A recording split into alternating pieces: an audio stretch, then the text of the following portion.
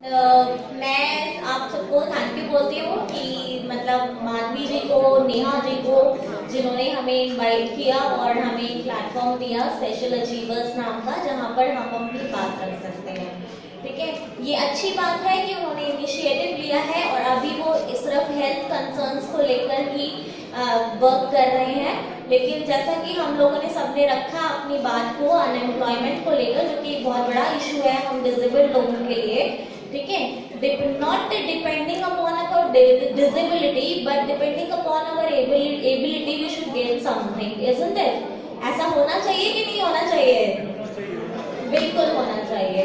और कोरोना का मैं थोड़ा इसलिए शुक्रिया अदा करना चाहूंगी कि एक जो कंपनीज के पास बहाना हुआ करता था कि भाई आप काम कैसे करेंगे, तो कोरोना ने वर्क फ्रॉम होम लेके आ गया।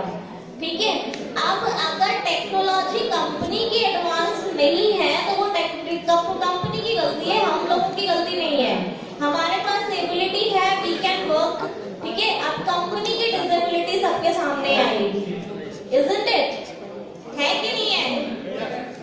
ओके, चलिए तो कुछ बात पंकज हंस जी ने भी, भैया लगते हैं मेरे बड़े भाई जैसे हैं, तो उन्होंने भी बोला कि कई बार ऐसा होता है कि हमारी खुद की फैमिली में भी मतलब हमें डिसअपॉइंटमेंट इतना फेस करना पड़ जाता है कि सिबलिंग राइवलरी के इश्यूज कई बार आते हैं कि आपस में भाई बहनों में इतना मनमुटाव हो जाता है कि वो लोग हमें अंडर प्रिविलेज फील कराने की कोशिश करते हैं।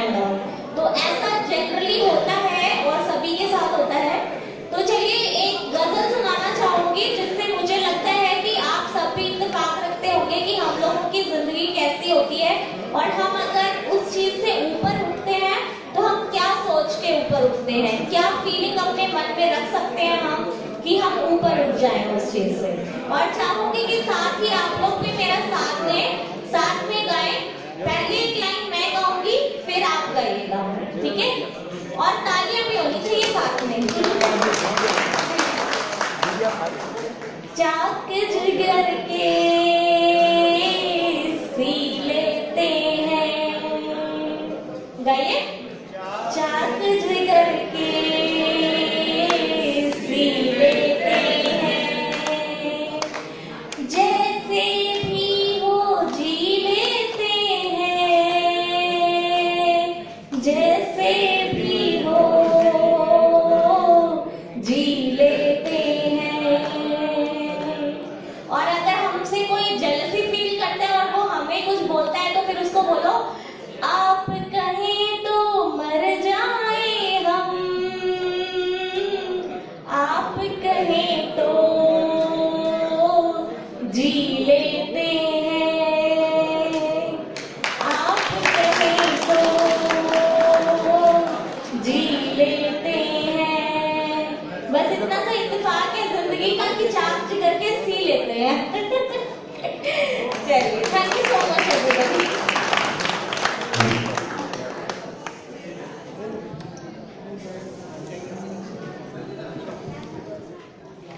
और भी कोई है जो कुछ कह के अच्छा लगा? जब कोई खुल के गाते हैं, खुशी आप सबके बीच। अच्छा, आप सुनाएंगे गाना, कुछ कहना चाहते हैं? चलिए।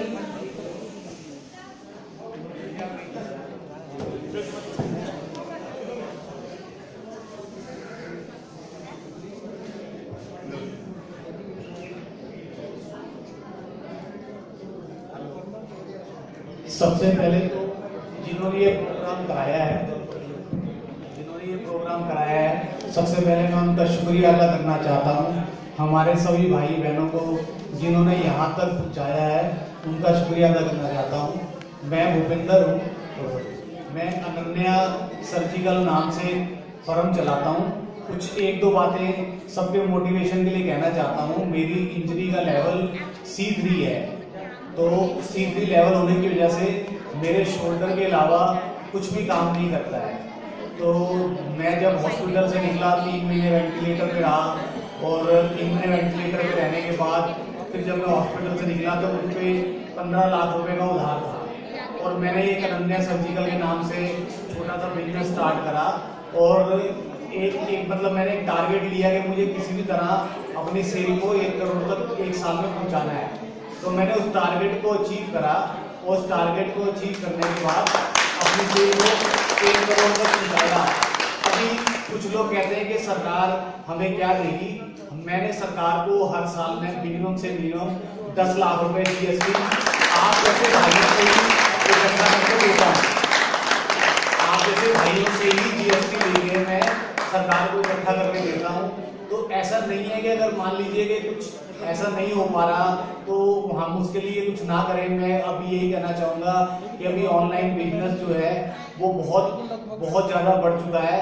तो अभी फिलहाल जिनको जॉब वगैरह नहीं मिल पा रही है तो वो हमारी तरह कुछ ना कुछ ऑनलाइन बिजनेस को स्टार्ट करें थोड़ा थोड़ा, और उसमें वो आगे बढ़ सकते हैं। मैंने कभी सोचा नहीं था। अभी एक नीना फाउंडेशन करके स्पाइनल कॉर्ड इंजरी के लिए काम करते हैं बॉम्बे में। मैं उनके साथ जुड़ के हर महीने जो है व्हीलचेयर के ये जो कुशन जिन पे आप लोग बैठते हैं 5 से 6 कुशन मैं हर महीने उनको उनके रेफरेंस से डोनेट करता हूँ। जो कुछ भी है इस परंपरा परमात्मा ने करके मैं कह रहा हूँ कि जो कुछ भी है मैं तो आज अपने कंधे के अलावा कुछ भी नहीं चला सकता। तो जो कुछ भी है उस परमात्मा ने दिया है और मेरे परिवार का साथ मिला, मेरे दोस्तों का साथ मिला, उसके कारण ये हो पाया। तो मैं ये नहीं कोई अपनी बड़ी अचीवमेंट को यहाँ बताना चाहता हूँ, सिर्फ मैं ये कहना चाहता हूँ कि अगर हम किसी मजबूत इरादे से चलते हैं तो कुछ ना कुछ हासिल होता है। जब मैं चोट से निकला था, मेरे दोनों बच्चे इंग्लिश मीडियम में पढ़ते थे तो सब मुझे कहने लगे कि आप इनको किसी गवर्नमेंट स्कूल में डाल दो। तो मैंने कहा पहले मैं लड़ाई लड़ूंगा, अगर मैं हार जाऊंगा तो उसके बाद डालूंगा।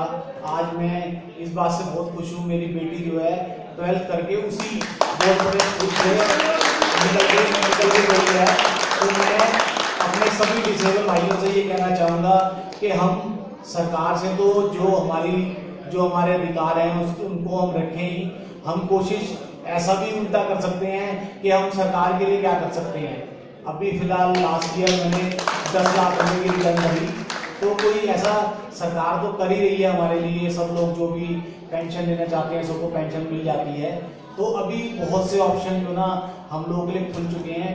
अभी यहाँ पे मेरे पास मेरे कस्टमर ओमान तक और मॉरिशस तक हैं जिनको मैं सामान ओमान, मॉरिशस, नेपाल तक भेजता हूँ। तो हम कोई भी ऑनलाइन कुछ भी स्टार्ट करके एक कदम तो आगे बढ़ाएं। अगर मान लीजिए जॉब वगैरह नहीं मिल पा रही है तो मैं ये कोई अपनी पढ़ाई नहीं कर रहा, फिर उस परमात्मा से करके जिस परमात्मा ने मुझे इस काबिल बनाया है, ये सब बातें मैं कह रहा हूँ। Thank you. और ये सब जिन्होंने प्रोग्राम रखा है, आज जो हमारे भाई यहाँ पे आए हैं, और जो भी मेरी अनन्या सर्जिकल फर्म है वो सिर्फ आप लोगों की वजह से है। क्योंकि मैं जो भी सामान बेचता हूँ वो स्पाइनल कॉर्ड इंजरी को बेचता हूँ। जो भी कुछ करता हूँ वो स्पाइनल कॉर्ड इंजरी की वजह से करता हूँ। मैं जो कुछ भी हूँ आप सब भाइयों की वजह से हूँ। तो हमें कोशिश करनी है कि हमें लेने के साथ साथ देने के लिए भी कुछ करना है। तो कुछ भी आप जो छोटा सा भी योगदान अगर मान लो तन से, मन से, धन से कैसे भी कर सके। अब जैसे किसी को कुछ पता नहीं है, अभी सबसे मेजर इशू हम लोगों को जो है ना वो बेड सोर का है। हर एक पेशेंट जिसको बेड सोर हो जाता है वो उसको कईयों साल तक नहीं छोड़ता है। तो अभी बेड सोर का चंडीगढ़ में हुआ है कि वहाँ पे वो उसको ठीक करते हैं। जिसको पता है सबको बताया जाए। ठीक है सर, थैंक यू सर।